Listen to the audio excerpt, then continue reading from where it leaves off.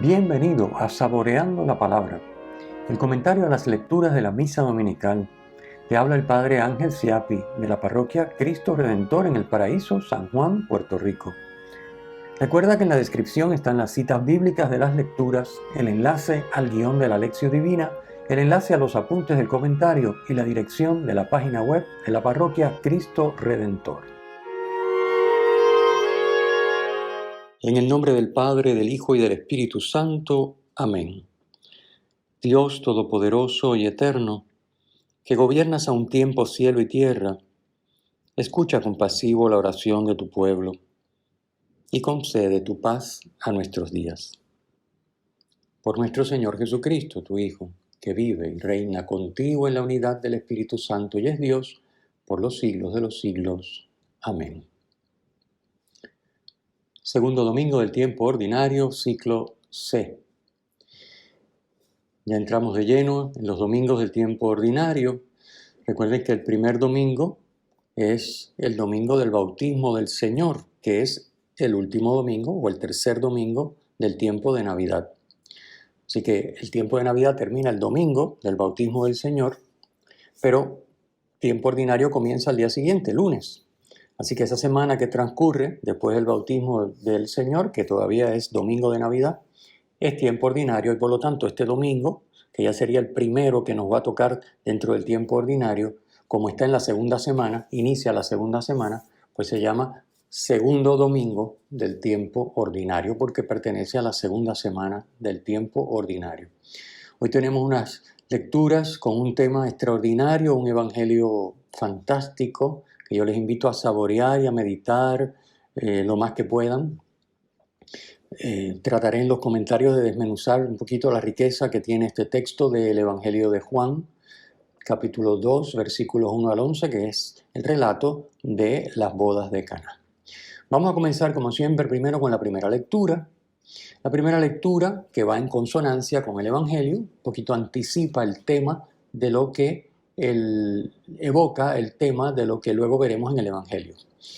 Esta lectura está tomada del tercer Isaías, es del capítulo 62, por lo tanto es el tercer Isaías, que son los capítulos 56 al 66 del libro, y este tercer Isaías, pues tiene que haber sido un profeta discípulo de Isaías. Obviamente porque ya lo hemos explicado antes, transcurren muchos siglos entre Isaías y estos capítulos finales, incluso los del medio, ¿no? Bueno, este texto anuncia la Nueva Jerusalén, la ciudad de Sión, y lo hace con el lenguaje poético del amor entre dos esposos. La Nueva Jerusalén es símbolo del pueblo de Dios, a quien Él ama con amor esponsal, a quien Dios desposa en matrimonio y con el cual se alegra como se regocija el marido con su esposa. Esta imagen es muy recurrente en la Biblia y es la que tenemos hoy en la primera lectura. Dios, el esposo, y su pueblo, la esposa. Su pueblo, la esposa. Dios se desposa con su pueblo. ¿Por qué? Porque están llamados, Dios nos invita a hacernos uno con Él, a vivir su divinidad. Sin ser Dios, a participar de su divinidad. Por lo tanto, se nos da por completo, se nos da como Dios, para que nosotros, siendo hombres, podamos vivir como Dios. Pues es un amor esponsal. Dios no se va a dar descanso a pesar de las infidelidades de la esposa, del pueblo, de ti y de mí. Dios no se va a dar descanso, dice el texto, hasta que rompa la aurora de su justicia y su salvación llamee como antorcha. Recuerden que la justicia es la santidad. Podemos traducirlo libremente por santidad. Así que Dios no se va a dar descanso hasta que tú y yo seamos santos y hasta que estemos salvos, hasta que la salvación llamee como antorcha, ilumine a los demás. Obviamente Dios se encuentra en una barrera, que es tu voluntad y la mía. Nuestra libertad nos ha hecho libres y si nosotros decimos no, en última instancia es no. Puede ser un no de frente o puede ser un no por indiferencia. Es decir, no voy a hacer lo que tengo que hacer, pues eso es no. Así que esto es bien importante. Dice el texto también, Dios le pondrá un nombre nuevo. ¿Nombre nuevo qué significa? Pues en lenguaje bíblico esto significa que Dios le va a dar una nueva manera de ser. El nombre es el modo de ser. lo que es y lo que hace la persona. Así que Dios le va a dar a cada miembro de su pueblo, a ti y a mí, un nombre nuevo, una nueva manera de ser, para que seamos como Él es. Nos va a divinizar, nos va a dar una nueva existencia, para que podamos, como la esposa está llamada a entregarse y a amar al marido, podamos tú y yo entregarnos y amar a Dios. Pues esto es exactamente lo que hace Jesús por la iglesia, y lo hace por medio de su misterio pascual. Misterio pascual que, como veremos, está prefigurado en el Evangelio que hoy acontece precisamente en una fiesta de boda en Caná de Galilea. La segunda lectura, diremos solamente unas palabritas breves, no es muy difícil de entender. San Pablo nos está hablando de que hay diversidad, pero a la misma vez hay unidad. Si la diversidad no se da en la unidad, es una falsa diversidad. Es decir, si la diversidad que se da entre nosotros, en nuestra comunidad, en nuestra familia, en nuestro ambiente. ¿Qué quiere decir diversidad? Bueno, como lo explica él, que Dios da a cada uno distintas cosas, distintos carismas, distintos ministerios, lo llama distintas misiones y a realizar distintas tareas. Pero lo hace el único y el mismo Dios, que es un solo Espíritu, un solo Señor, un solo Padre. Por eso ahí tiene que haber unidad. Si esos carismas, ministerios y servicios se realizan y actuaciones se realizan y son realización del regalo, del don que Dios hace, como proceden del único Dios, van a fomentar la unidad entre nosotros. Si no fomentan la unidad entre nosotros, esa diversidad no es de Dios. Es un invento nuestro. Porque obviamente el ser humano tiene ese egoísmo y esa tendencia natural a distinguirse, a sobresalir, a ser más que los demás. Y por lo tanto, pues sí, como somos diferentes y tenemos cosas distintas, podemos emplear los dones que Dios nos ha dado, no a la manera divina, que es para crear y fomentar la unidad, sino precisamente a la manera satánica, diríamos, que es para promover y fomentar la división. Y todos los males que eso acarrea, ¿verdad? El sometimiento de unos por otros, aplastar al que es más débil, aprovecharme del que sabe menos o puede menos, en fin. Así que todo lo que Dios me da no es para eso, obviamente. Eso sería ponerlo al servicio del enemigo. Ponerlo al servicio de Dios siempre se aquilata cuando esos servicios, esos carismas, esas actuaciones conducen a la unidad. Se viven en la unidad, porque proceden todos del mismo Dios. Así que los dones que cada uno ha recibido del Espíritu son para servir a la comunidad, para servir a la familia. Dice el texto, para el bien común, que es lo mismo que decir para amar, para buscar el bien del otro, ponerme al servicio del otro con lo que soy y tengo. No para el provecho propio, y menos aún para sacar partido a costa de los demás. Vamos al Evangelio, que es como siempre el plato fuerte y que hoy es una lectura riquísima, interesantísima y hay mucho que tenemos que decir. Comenzamos. Según la tradición, el lugar donde se lleva a cabo esta escena, esta narración, Caná de Galilea, se conoce como Kirbet Cana, situado a unos 14 kilómetros al norte de Nazaret. Entre los judíos, las fiestas de boda duraban normalmente 7 días. Imagínense ustedes, 7 días de fiesta. Bueno, ya sabemos que el número 7 para ellos significaba plenitud, perfección.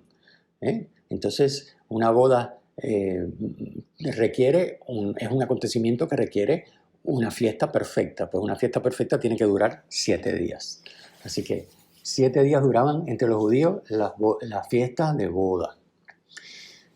Posiblemente María se encontraba en Caná desde el comienzo de la fiesta, porque dice que María estaba invitada a la fiesta, María estaba en la fiesta y que Jesús también fue invitado. Entonces parece como que María llegó en un momento, da la impresión, la narración, y Jesús llegó en otro con sus discípulos, unos días después. Esto puede ocurrir, nosotros pensaríamos llegó unas horas después, porque para nosotros las fiestas duran un día o medio día. Pero como ellos duraban 7 días, puede ser que María estuviera desde el principio y Jesús llegara un par de días después. De ahí el hecho de que María está mucho más metida en la situación y puede percatarse de lo que está sucediendo. Jesús con los discípulos pues probablemente acabarían de llegar o llegarían hace menos tiempo y no sabían lo que estaba pasando. Bien, la duración de las fiestas, obviamente si es una fiesta de boda de 7 días, pues hace necesario tener una tremenda cantidad de vino y de provisiones. Por eso es perfectamente posible que un error de cálculo o unos invitados que bebían más de lo que se previó, pues el vino se comience a escasear o se acabe, como sucedió aquí según el relato en Caná. Así que si el novio no calculó bien, pues no alcanzó, o los invitados estaban levantaban mucho el codo, pues entonces no alcanzó para los 7 días. Muy bien. Pero fíjense que esta es la situación humana en la que se da un significado muchísimo más profundo que simplemente una boda donde el vino se acabó, María estaba primero, lo sabía, Jesús llegó después, ella se lo dice y él hace el milagro. Bien, eso es lo que sucede en la superficie, pero vamos ahora a sumergirnos en el texto, porque al sumergirnos en el texto nos damos cuenta de otras cosas. Comencemos por la datación. El texto, aunque en la versión litúrgica que se proclama en la misa, dice en aquel tiempo, el texto original, y les invito a que lo vayan a buscar, versículo 1, lo que dice es al tercer día. Y al tercer día es una expresión llena de significado, llena de significado. Una pena que se haya cambiado por ahí en aquel tiempo. En el inicio del Evangelio de Juan se nos va narrando día a día una semana completa de acontecimientos que concluye con el pasaje que estamos comentando. El primer día, Juan Bautista anuncia a uno que es mayor que él. El segundo, Jesús es llamado el Cordero de Dios. El tercero, Jesús encuentra a 2 discípulos que le preguntan dónde vive y él les responde, vengan y vean. El cuarto día, Jesús se encamina a Galilea y encuentra a Felipe y a Natanael. Y entonces, al tercer día, después de todo esto, se celebra la boda en Caná de Galilea. Si sumamos, podría parecer que fue el día séptimo, pero no es así. 4 días y 3 días después, pero no dice 3 días después, dice al tercer día. Vamos a explicar esto. La expresión bíblica al tercer día significa realmente 2 días después, no 3. ¿Por qué? Porque los judíos, al decir al tercer día, contaban el primero y el último. Así que son 3 días, contando el primero y el último, pero realmente son 2 días después. ¿Okay? Así que es lo mismo que cuando, recuerden, en la resurrección de Jesús se dice que Jesús resucita al tercer día. Pero al tercer día no son 3 días después, sino 2 días después. Él muere el viernes y resucita la madrugada del domingo. Así que son 2 días después, porque se cuenta el viernes y se cuenta el domingo. Es el tercer día. Viernes es el primer día, sábado es el segundo día, domingo es el tercero. Bueno, pues lo mismo sucede aquí con la expresión al tercer día. Se celebraba una boda en Caná de Galilea. Esto quiere decir que si computamos correctamente, según lo que dice el texto, entendido de esta manera, el relato de Caná sucede al día sexto de esa semana que el evangelista Juan nos está narrando. Si nos remontamos a la semana de la creación que nos relata el libro del Génesis, en el día sexto, ¿qué es lo que sucede? El día sexto Dios crea al hombre y a la mujer. Lo vemos ahí en Génesis 1, versículos 26 al 31. Juan hace coincidir el episodio de Caná con el día en que Dios creó al hombre y la mujer para subrayar que lo que Jesús hace en Caná es la continuación de la obra creadora a favor del hombre. El día sexto es el día de la creación terminada. Recuerden que en el relato del Génesis, el sexto día Dios termina de crear y el séptimo descansa. Así que el día sexto es el día de la creación terminada, es el día que se alcanza la meta que Dios tiene previsto para su creación. Es el día de la nueva alianza en el Espíritu que sustituye a la ley. Recuerden que para que el hombre pudiera restablecer su relación con Dios, Dios se manifiesta y a través de los profetas y sobre todo de Moisés entrega su ley. Bien, pues Caná nos va a decir, este relato, el evangelista Juan en Caná nos va a decir que la alianza nueva ya no es en la ley, es en el Espíritu. El Espíritu va a sustituir a la ley y es el que va a lograr que el día sexto realmente la creación alcance la plenitud y la terminación y la perfección de la cual Dios quería dotarlo para que entonces el día séptimo pudiera descansar. Lo que Caná prefigura es lo que se realiza el Viernes Santo, que como ya hemos explicado también es el día sexto de la semana, en que Jesús muere entregando el Espíritu para restituir en plenitud al hombre representado al pie de la cruz por el discípulo Juan. La gloria que comienza a manifestarse en Caná llegará a plenitud en la cruz, que es la glorificación del Hijo por parte del Padre y del Padre por parte del Hijo.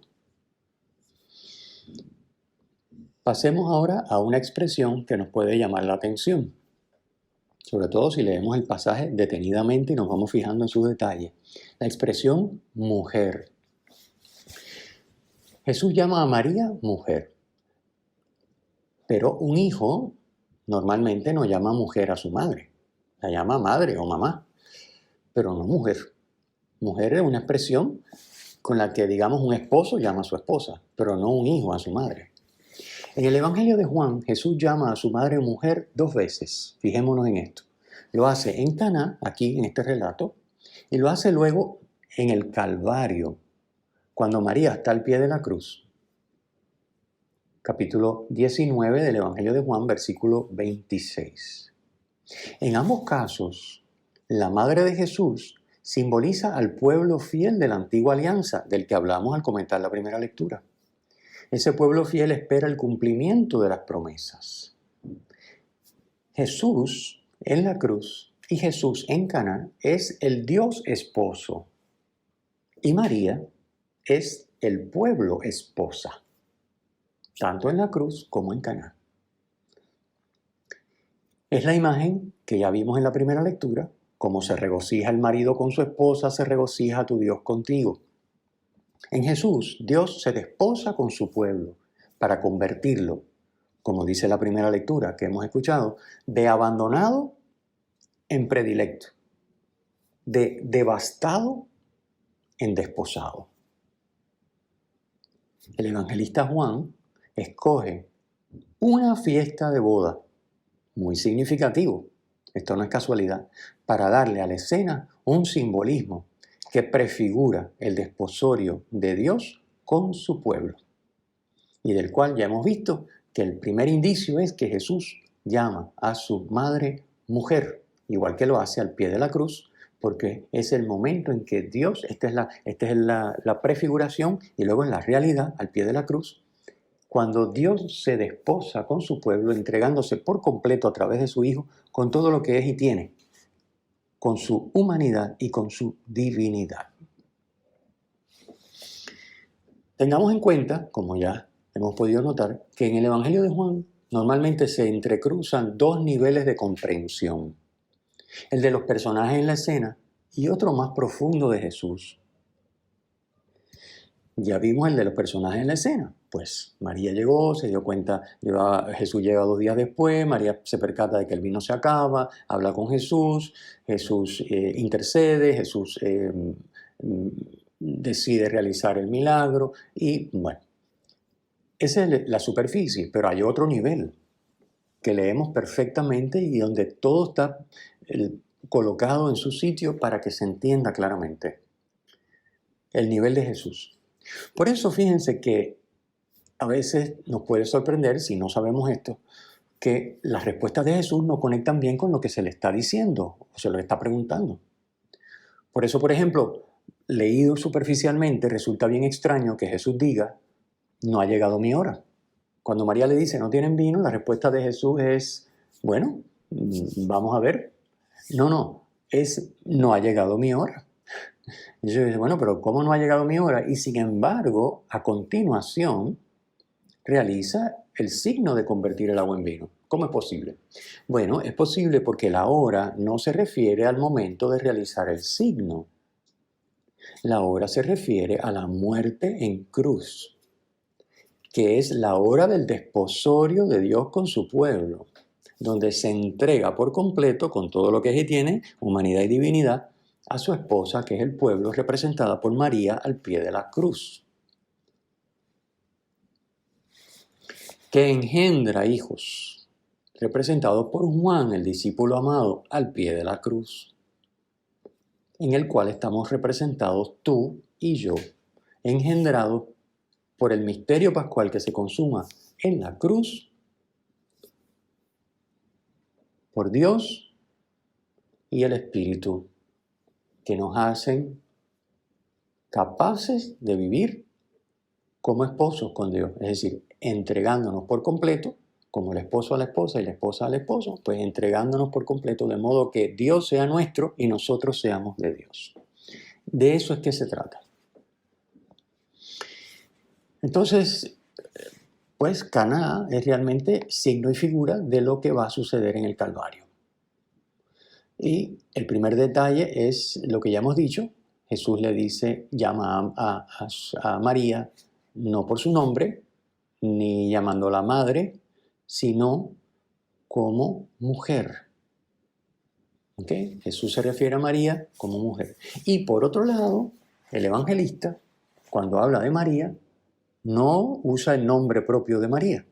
Dice, en la fiesta, dice, miren bien el texto, estaba invitado la madre, o estaba la madre de Jesús. O sea, no la llama María, la llama la madre de Jesús.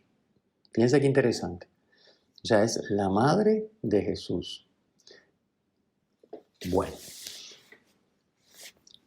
sigamos. En un plano, estamos viendo la falta de vino en una fiesta de boda. Como ya hemos dicho, que María señala y Jesús remedia convirtiendo el agua en vino. En el otro plano está el amor y la consiguiente capacidad de vivir una vida feliz. El amor es la clave para una vida feliz. No hay vida feliz si no hay amor. Puede haber riqueza, puede haber salud, puede haber todo lo que tú quieras. Podemos ser dueños del mundo, pero si no hay amor, no hay felicidad. Entonces, el amor está representado en el texto, en el relato de hoy, por el vino. El vino representa el amor que a los seres humanos se les termina y que solo Dios puede proveer en un grado y calidad muy superior. Y además de modo sobreabundante. Fíjense que el detalle de la cantidad no es insignificante, es importante. Imagínense ustedes, 6 tinajas de 100 litros cada una, estamos hablando de 600 litros de vino. Son un montón, por nuestras botellas de 750 mililitros, estamos hablando de un montón de cajas de vino, las 600 litros. Así que Jesús produce, Dios les regala a los hombres un vino, el amor, que es su amor. Por eso es sobreabundante, por eso los 600 litros. Es un vino que no se acaba. 600 litros no se acaban, es lo que quiere decir. Por otro lado, el agua representa lo necesario para mantener la vida. Sin agua nos morimos. Pero el vino representa lo necesario para ser feliz. No hay vida sin agua, no hay felicidad sin vino. Esa es la simbología que maneja este texto. Entonces, podemos tener las tinajas llenas de agua, pero si no hay vino, no hay felicidad. Por otro lado, es interesante que en la realidad el vino contiene en su mayor parte agua. El vino ya contiene agua, es decir, el vino nos da lo necesario para vivir y además nos produce felicidad. Y ese vino simboliza, como hemos venido explicando, el amor. Amor que Dios nos da en un grado y calidad muy superiores al que nosotros podamos alcanzar como seres humanos y de una manera sobreabundante para que nunca se nos termine. Este vino nuevo es el que Jesús nos da como fruto de su misterio pascual. Leído el relato desde este plano, vamos entonces a ver a continuación varios detalles adicionales. Primero, María es la que hace notar a Jesús que las cosas no van bien. Ella dice, no tienen vino. María es la intercesora, siempre atenta a las necesidades de todos los hombres. Y así debe ser la iglesia. Y así debemos ser tú y yo, que somos iglesia. Cada cristiano. Debemos estar atentos a las necesidades de los demás para suplirlas con amor. Un amor que solo Dios nos da. No es un amor que nosotros nos buscamos, nos inventamos. Recuerden lo que dice San Juan en su primera carta. El amor no consiste en que nosotros hayamos amado a Dios, sino en que Dios nos amó primero y nos envió a su Hijo como propiciación por nuestros pecados. Es decir, el amor es el que Dios nos da. Y con ese amor debemos estar atentos como María para que cuando falte el vino, falte el amor. Allí entremos nosotros a poner amor. El hombre y la mujer creados para realizar la perfecta unidad, para convertirse en una sola carne, como nos dice el Génesis, no tienen suficiente vino amor para el día sexto, para llevar a cabo la obra que Dios les encomienda y alcanzar con felicidad el descanso del día séptimo. Es decir, no tienen suficiente vino amor para fundar una familia, no tienen suficiente vino amor para trabajar, para proveer a sus necesidades. No tiene suficiente vino amor para empeñarse por el bien común. Por eso vemos tantos problemas en la familia, por eso vemos tantos problemas con los hijos, por eso vemos tantos problemas en los trabajos, tantos problemas en la política y en la vida social, porque falta el vino amor. Las consecuencias en nuestra vida y en nuestro entorno son patentes. Y son las mismas que en una fiesta de boda donde se acabó el vino. En una fiesta se acabó el vino, se acabó la fiesta. Porque sin amor la vida no tiene sentido. Pero el amor humano es limitado. Y no es realmente verdadero amor. Solo Dios es la fuente perenne. Solo Dios es amor, como nos dice nuevamente, me remito a la primera carta del apóstol Juan, solo Dios es amor. Y es, por tanto, la fuente perenne a la que tenemos que acudir para que el vino, el amor, que solo Él nos puede dar, nos dure toda la vida. Solo el don del Espíritu de Dios nos capacita para amar. El vino mejor que Jesús regala en Caná proviene del agua de 6 tinajas de piedra para las purificaciones de los judíos, nos dice el versículo 6. Las tinajas de piedra representan la ley. Recuerden que la ley fue escrita en tablas de piedra. Nos dice Éxodo 31:28. La ley manda amar, pero no capacita al hombre para hacerlo. Las tinajas están vacías. Es decir, las tinajas de piedra que representan la ley están vacías. No tienen agua y mucho menos vino. No tienen nada. Las llenan de agua por orden de Jesús. Fíjense qué interesante. Esto significa varias cosas, ¿no? Que lo que es necesario, humanamente hablando, lo tenemos que suplir nosotros. Dios no lo va a poner. Es decir, Cristo pudo haber dicho, bueno, están vacías, no importa. Saquen y llévenselo a probar al mayordomo porque ya el signo está hecho. Yo no necesito que las llenen de agua para convertir eso en vino. No. Sí necesitaba, hombre, no desde el punto de vista absoluto, pero sí desde el punto de vista de que sin la colaboración nuestra, sin poner nosotros lo que nos toca, Dios no hace su parte. Esto es bien importante. Así que las tinajas están vacías porque la ley no puede resolver el problema, no capacita al hombre para amar. Jesús dice, hagan lo que a ustedes les toca, llénenlas de agua y llénenlas hasta arriba. Es decir, hagan un trabajo bien hecho. Lo que a ustedes humanamente pueden hacer, háganlo completo, perfecto y bien. Y eso es lo que ellos hacen. Se portan bien y obedecen a Jesús, como María les había pedido. Los ritos de los judíos no eran capaces de purificar, es decir, de hacer al hombre aceptable a Dios. Así que, pero sí podían dejar que el hombre pusiera su parte. Pero hacía falta que Dios, por encima de lo que el hombre hace, de lo natural, regalara lo sobrenatural. Por eso se llama sobrenatural, porque va sobre lo que nosotros hacemos y ponemos. También un detalle interesante es que las tinajas son 6, ¿verdad? Porque Juan no pierde oportunidad para dejar claro todo. Juan va diciendo muchísimas cosas en los detalles que va colocando en el relato. ¿Por qué son 6 tinajas? Porque el 6 representa para el judío la imperfección. El 7 es el número perfecto, el 6 es lo imperfecto, así que las tinajas que no sirven, porque no resuelve la ley, no resuelve el problema, son 6. El mayordomo. El mayordomo es figura de los dirigentes religiosos de Israel. Fíjense que Jesús manda que se le dé a probar el agua convertida en vino, pero el mayordomo no reconoce que ha habido un don de Dios, un don mesiánico del amor, espíritu de Dios, sino que protesta porque dice, este novio está loco. ¿Cómo guarda para el final el vino bueno? Lo tiene guardado y ahora que se está acabando lo saca, si es el primero que teníamos que dar. O sea, él no reconoce que ese vino es un don de Dios. Él asume que el novio lo tenía guardado y que cometió un error terrible al dejarlo para el final. Dice que interesante, o sea, el esquema del mayordomo que representa a los religiosos de Israel es que son ellos los que tienen que proveérselo todo. Son ellos los que tienen que cumplir la ley hasta en el más mínimo detalle y todas sus prescripciones si quieren alcanzar el favor de Dios. La nueva alianza le da un vuelco completo al asunto y dice, no, ustedes tienen que dejar que Dios los ame y recibir de Dios lo que Él les quiere dar para que puedan vivir su voluntad. Así que esto es bien importante. O sea, el dirigente judío representado por el mayordomo no acepta ese esquema nuevo de la nueva alianza.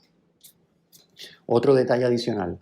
Fíjense, Jesús no pertenece obviamente al régimen de la antigua alianza, que es lo que simboliza la boda sin vino. Por eso el texto dice claramente que Jesús estaba allí como invitado. Interesante, ¿verdad? Jesús y sus discípulos también habían sido invitados. Ellos no eran parte de la fiesta, simplemente los invitaron para que estuvieran allí. Finalmente, las palabras de María, haced lo que Él os diga, son las palabras últimas que María pronuncia en el Nuevo Testamento. El mensaje que encierran es el mismo que vimos el domingo pasado en la fiesta del bautismo del Señor.